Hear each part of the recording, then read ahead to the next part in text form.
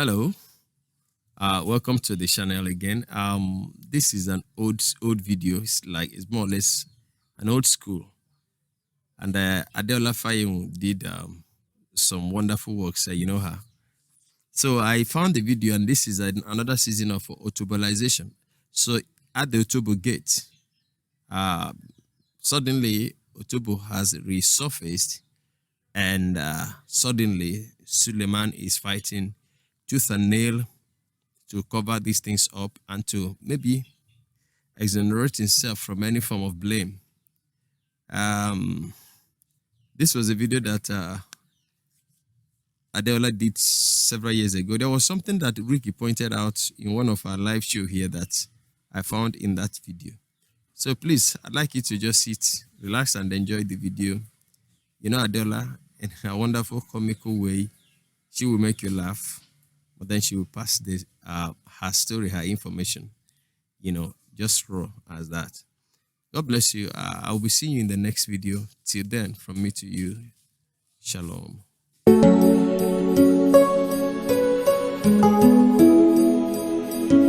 You are welcome to the End Time Truth Television, the channel for the lovers of truth, for the truth of the end time. So if you are a lover of truth, give us a subscription and God bless you. Shalom.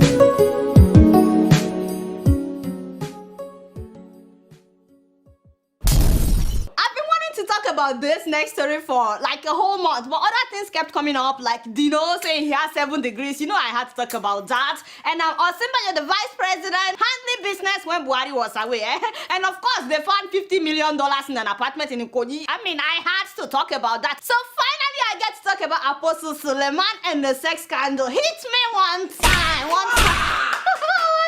Now, this is an episode that will offend a lot of Nigerians, especially those that have replaced God with men of God, those who believe that their pastors can never do anything wrong. They believe that their pastors are not human beings. If that is you, my brother or my sister, let me just warn you in advance, you will not like this story.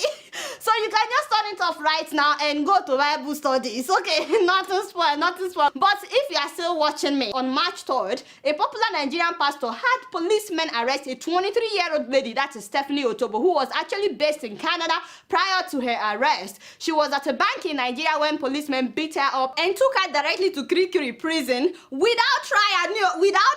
Neither was she allowed to see her lawyer for days. Of course, people were like, why would a man of God, an anointed man of God, use policemen to harass a lady and put her in prison without trial? Only for the lady in prison to tell the whole world that she had an affair with the man of God for a whole year. We were like, no way, the devil is a liar. Once again, everything is allegedly, so don't let anybody quote me. She said that Suleiman was giving her thousands of dollars and taking her around the world and that they were doing it together. This man licks me from head to toe. He said I make him speak in tongues. Stop it! Do you really have to play that? So she said that Suleiman got her pregnant and then proposed to her, and that she accepted his proposal, that he said he was going to divorce his wife, and then he told her to move to Nigeria, and she did. Upon getting to Nigeria, he allegedly gave her some juice, after which she was bleeding and she lost the baby. She also said that she was bleeding for months and that she almost died. So from that time on, she said that she could no longer reach the man of God like she used to, and he was threatening her. She believed that the man of God didn't want her to have the baby because that would have been an evidence of the affair, and that all they would have to do would be DNA test, and that because he would have more control over her in Nigeria, that's why he lured her to Nigeria in order to get rid of the pregnancy. Me, I don't know. But on March 3rd, Stephanie's lawyer, that is Festus Keyamo, wrote Apostle Suleiman. The letter said Apostle Suleiman broke her heart after promising to marry her and after getting her pregnant. So she's demanding for 500 million naira as damage control. Ladies and gentlemen, the very same day the letter came out was when Apostle Suleiman sent policemen to pick her up, to beat her, and to put her in Kirikiri prison. Stop right there. Just for 1 minute, my people. Forget that this man is a pastor, okay? Let's just assume assume he's a regular guy. If somebody should send you this kind of letter and you know that you are innocent and they're asking for 500 million, would you send police to go and beat them up and put them in prison? Especially considering the fact that this same man of God told everybody that he didn't know Stephanie, that he did not know her. He said that he has never met her, but he had her put in prison. Also, after they put her in prison, he charged her with terrorism. He charged her with terrorism, not slander, not defamation, but terrorism. I'm like, where did the bomb go up? I mean, I said she must be carrying bomb or some guns, and then I heard that it was about doing kiss together. I'm doing kiss with you. No, you are not doing kiss with me, and you charge the person with terrorism. Papa, again, he insisted after charging her with terrorism, he insisted that he didn't know her. I wonder how he knew she's a terrorist. In fact, he's the one that told the world that this woman is a stripper in Canada, but he said he didn't know her. I mean, for you to know that somebody is a stripper, you must really know the person. You know what I mean? Because strippers don't just tell you up front that they are strippers. Now, 3 days after she was put in prison, she was bailed, yet they refused to release her because the chief magistrate, whose signature was needed for her to be released, could not be found. For 3 whole days, they couldn't find, so she ended up spending 6 days in prison. It looks to me as if some powerful people were doing everything to make sure that that girl remained in prison for life. I have a lot of issues with Stephanie. Let me start with my sister in the Lord. She's my sister in the Lord. I mean, she's always talking about God. With everything going on, she's still talking about how God is in control. And I'm like, Stephanie, really? I know you're talking about God and all that, but first of all, Stephanie, girl, let me look here in case you're watching. Like, really, girl, you knew this man was married. Did you not know that he's a married man? Abba. Yet, according to your own word, you were sleeping with him for a whole year. Abba. See, Stephanie, just because he's sending you money, forget about whether the man is a pastor. He's a married man. If you are married, Stephanie, would you like for another woman to be doing it with your husband? I know God is in control and God must be God no matter what. It's enough. We've had her. Yes, God is in control, Stephanie, but don't sleep with somebody else's husband. Now to Apostle Suleiman. For that, where do I start? Well, where do I start? You know what? Let me give you guys a background, because so many people have been saying that the woman was paid to blackmail him. And for those that are not Nigerians that may not be familiar with this man, I'm going to give you just a short background. Actually, it's not that short. So first of all, Suleiman made news last year when he said that Prophet TB Joshua is too small. Prophet TB Joshua is too small. You are too small. The synagogue is too small to speak against the redeemed, the CGM. Too small. Hey, too small. I thought Christians all serve one God. I didn't know that there's a competition. Especially on how big your church is. Can you imagine? And then he made news again in 2016 when he said that the governor of Kaduna State, El Rufai, would die before the end of the year. I'm talking to the Kaduna governor. You say people should get license for preaching. It's not applicable in Nigeria. I have no problem. We can test powers now. Revoke this law or die. So Suleiman said that he would die before the end of that year. The man did not die. Maybe God changed his mind, or maybe God did not send him in the first place. I don't know. All I know is something happened, but the man did not die. He will die.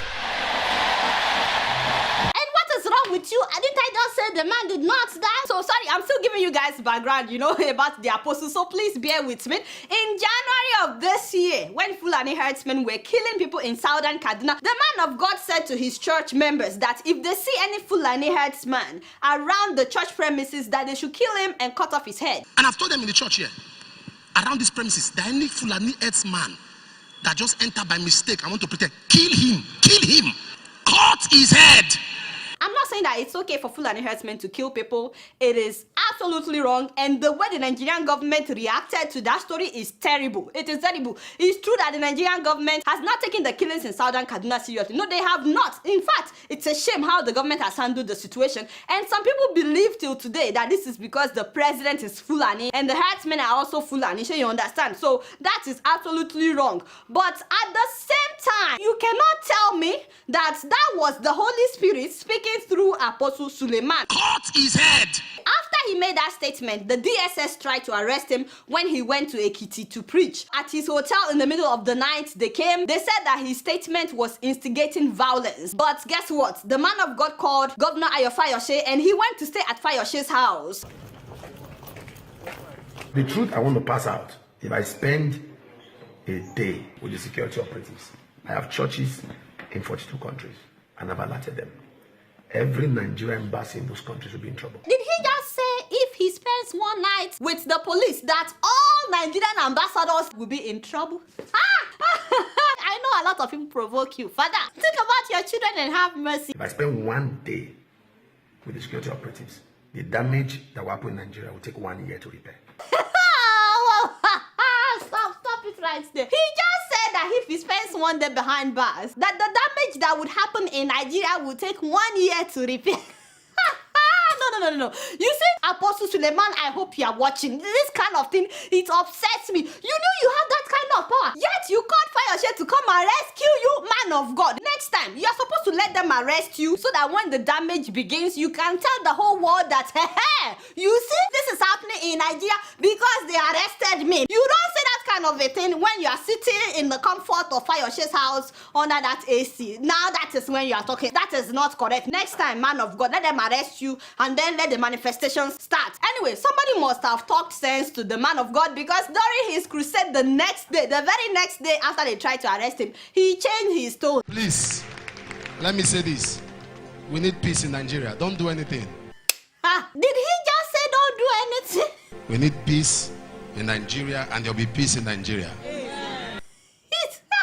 Now we need peace, Apostle. I never issued a statement that Christians should go about killing people. I will never say that. I'm a man of God. Well, actually, it's true. He didn't say people should be going about. Every Christian should defend themselves. But do not attack people, whether they are Muslims, whether they are Christians. Don't go attack them. Okay, you know, if this was what he said at his church that day, I won't have any issues, because now the tone is different, the message is different. But let's move on. I had to give you guys this background for those who may not be familiar with Apostle Suleiman, because when Stephanie's case came out, people were saying that she was paid by Kaduna State Governor. You know, the one that he said would die last year and the man is still alive. So they said he was the one that paid Stephanie. Actually, he also said it, that this whole thing is just because of the statement he made about Kaduna. One problem, because I said don't kill Christians. But you know, it still baffles me, because if this woman was sent by powerful people like he claimed, how come they put her in prison for 6 days, and those powerful people were not able to get her out? For real though, if people put her up to this, those same people, I don't think they will leave her stranded. Because if she found herself in prison for 6 days inside Kirikiri, they would have the fear that this woman may crack, or because going to Kirikiri was not part of the deal. What if she start talking in prison that, these were the people that sponsored me, I lied against the man of God? None of that happened. And are you telling me that a governor is not more powerful than Apostle Suleiman? I mean, El Rufai has Buhari's personal number. Trust me, he's a governor. So if Apostle Suleiman could get policemen to harass this woman, I'm very sure that if El Rufai had sent her, he could get her released. Keep in mind that no one knew about the alleged affair, you know, until he put her in prison. I'm not saying that he did it or that he did not. I'm just saying we probably wouldn't even know about this whole thing if Apostle Suleiman did not arrest this woman and charge her with terrorism. Second of all, Suleiman kept denying that he knew this woman. Can I surprise you? As I speak to you now, I have not watched her video where she said what she said. I've not read it. He kept denying. She released screenshots of their chats. People said that the pictures were photoshopped. She also released screenshots of BBM chats between the two of them. They said it was photoshopped. And then she released her bank statement with evidence that Suleiman was depositing money periodically into her bank account while the alleged affair was going on. Keep in mind that UBA did not say the bank statement is fake, yet some people are saying that it was forged. And I'm like, Nigerians. Meanwhile, the apostle said that Stephanie was a stripper in Canada, and that when she gave her life to Christ and quit her job, that's when he started sending her money in order to help her financially. I'm very sure Stephanie is not the only church member that needed money. If somebody is not offering you any service, you will be sending her $6,000 just because you want to help her. And it wasn't one time. So another thing that baffles me is how the apostle has been reacting to the story. First of all, he barred his church members from making any public comments on the matter. I was like, say Wait, what? You mean I cannot talk? I cannot share my opinion because you are my pastor. Shut up. Then around March 10th, after calling her Marine during one of his services, he said that Stephanie will be disgraced publicly within 24 hours. And in 24 hours, Marine will be disgraced publicly. Nothing happened.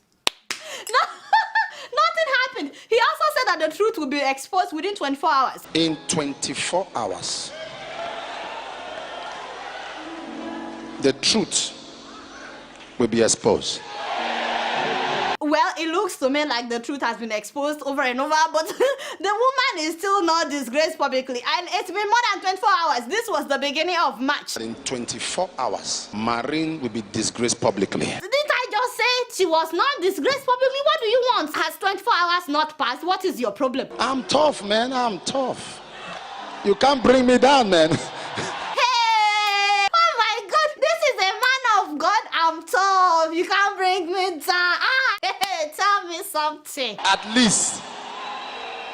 least get somebody that people will believe. Look for a presentable not this. I've traveled around the world. I've seen all kinds. Is it that Hey, what? Did he just say what I thought he said? Maybe I have ear infection. Man of God.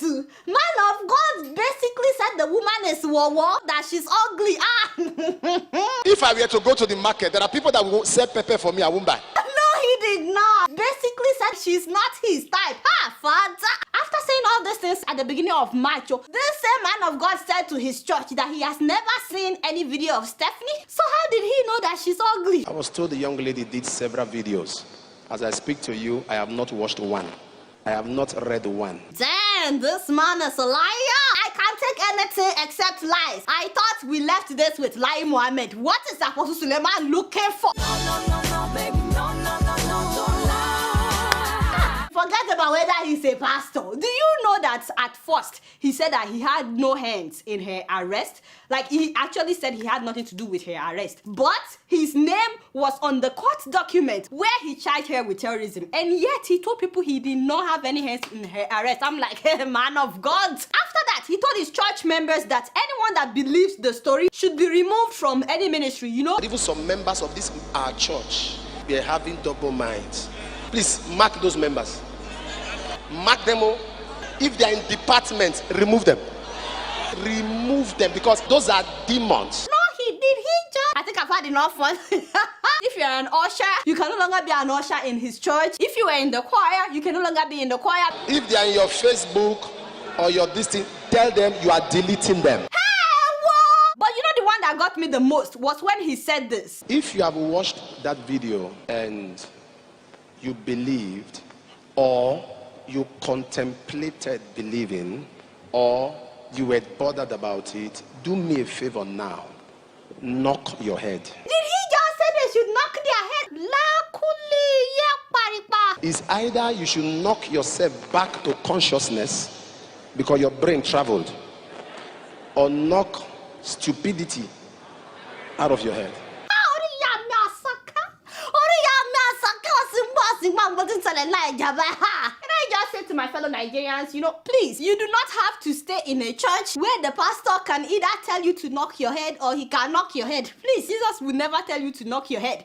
Anyway, Stephanie's mom went to his church to apologize on her daughter's behalf. I say I come to apologize because of my daughter, so that you can forgive her. Of course, there are reports that the pastor had threatened her to come and apologize. At the same time, there's a video where the woman said she was not threatened. So I honestly want to know what you guys think about her mom going to apologize. But even the way he responded to the apology made me shake my head. I can't stop the law, but from my heart, I forgive your daughter. Some lawyers are deceiving the lady here, but she doesn't even know now that there is a case against her there. Do you know what he's talking about? Every video she does is being sent to the Canada immigration, so they are piling it as evidence, so that as soon as she's done with the video, they can deport her. Deport her, okay? The girl is already back in Canada now. In fact, she recently sued him for $5 million. You've not heard? Benny sued him for $5 million. Oh, by the way, did you see how he dismissed her mom? Allow God to judge them. But for my daughter and my family, that is why I come. So All right, that thank my you, madam. family. Bye. Bye-bye. God bless you. Chai! You know, Nigerians, we don't take nonsense, except when it involves a man of God. And then a lot of people, you would think they took out their brains. Suddenly, the nonsense they will not take from their neighbor, they will take it from their pastor. Why now? As if the drama could not get better. The apostle's wife decided to release a music video about her husband, calling him her hero. This love lasts forever. My hero. Stand by you. My precious Lord. Stand by you. Okay, that's enough. You know, that was cute though. It reminds me of Yemi, my lover. The swing, you remember we call it Jangirova. Some people have been saying that this whole thing looked like it was staged. I don't know why people say that. Just, you know, enemies of progress. And they're also saying that it's just a cover-up, that how come she suddenly released a music video when the whole thing was getting hot. Me, I don't know. All I know is that 2 other women came out accusing Suleiman of sleeping with them as well. One of them, however, asked for protection from Kaduna state government, which made a lot of people believe that she was put up to it. However, investigations on the state vehicle registration website revealed that this same man of God had bought a Mercedes-Benz SUV for a popular Nollywood actress, that is Adeola Okeke. There were reports that he also bought her house.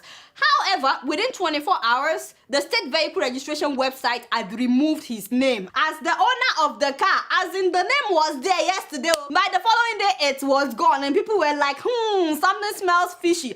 Also, up till now, Adeola never actually said they have nothing together. I really admire her. She's a very good Nollywood actress. All she said was that her lawyer would release a statement. We're still waiting for the statement. God bless you, Jeremiah. Very, very hot, you know. Some of us are not that gifted, but it's okay. We're happy. I know that the man is well connected, but for you to get your name removed overnight like that, you must be really connected. Actually, if you can get people to put somebody in Kirikiri prison without trial, you must be really connected. You know, the truth of the matter is that it's high time that the church stop excusing crimes because it has to do with an anointed man of God. We need to understand that so many so-called men of God are now abusing that platform to commit all kinds of crimes. And not only that, you need to see Christians on the internet defending their papa, and they'll be abusing people in the name of Jesus. She just came out from nowhere, begin to blackmail Pastor Suleiman. Look at her teeth. Her teeth is so ugly. You are a disgrace to women. You are a dog. Your faces look like goat. I want the Christian to know that she will rise up and pray. You know, you will see comments like, you will die young in Jesus' name. And I'm like, hey, which Jesus are you bringing into this? Some people will say, mark my word, because you touched the anointed man of God, you will die in an accident. And I'm like, hey, now God cannot fight for himself. You see the respect, the awe, and the fear that some Nigerians have for their pastors, they don't even have it for God. So they allow themselves to be deceived. I decided to talk about this in hope that people will wake up and stop seeing men of God as angels that cannot sin. We are all human beings. I didn't say Suleiman did it or he did not do it. I just feel like he implicated himself in so many ways. All I'm trying to say is, if you're a Christian, the Bible should be your guide and Jesus alone should be your example. You guys know I don't know much. Guess what? I'm just keeping it real.